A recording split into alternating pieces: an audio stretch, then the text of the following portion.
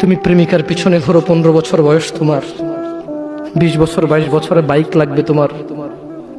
তোমার বাবা বিয়ে করা সত্ত্বেও সে তার যৌবন কাটাতে পারেনি তার বউয়ের সাথে, মানে তোমার মায়ের সাথে, তোমার জামা কাপড়ের ব্যবস্থার জন্য। তুমি বুঝো যুবক, তোমার বাবার বয়স এখন 40, সে তোমার মার কাছে আসলে আর অনুভূতি নেই, তার শক্তি কমে গেছে। তুমি বুঝবা না যুবক, 15 বছর বয়সে তুমি যত উত্তেজিত, তোমার বাবা 30 বছর বয়সে এরকম ছিল, সে আসতে পারেনি। তুমি পড়বা বলে, তোমার স্কুলের ফি লাগবে বলে, that much he loves you. তোমার বাবা তোমাকে এত ভালোবাসে। জি, তোমার এই খারাপ বাবাটা যে তোমাকে বাইক নিয়ে দেয়নি, তুমি নষ্টামি করো, মেয়েদের পেছনে করো, মোবাইল রিচার্জ করে দাও মেয়েদের, তোমাকে যে ডেইলি 500 টাকা করে দিতে পারে না।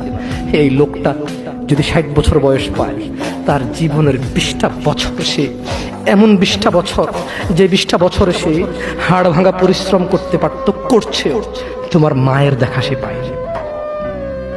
এমন মূল্যবান যৌবন 20টা বছর দিয়েছে, 50 বছর বয়সের দেশে আসছে। তুমি বিয়ে করে বউ নিয়ে আলাদা থাকো, তুমি বিয়ে করে শ্বশুর বাড়িতে যাও।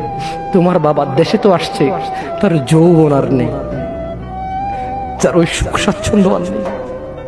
তোমার যৌবন তৈরি করেছে তার যৌবন দিয়ে। এই মুহূর্তে কোটি টাকা দিলে কি সে যৌবন কিনতে পারবে?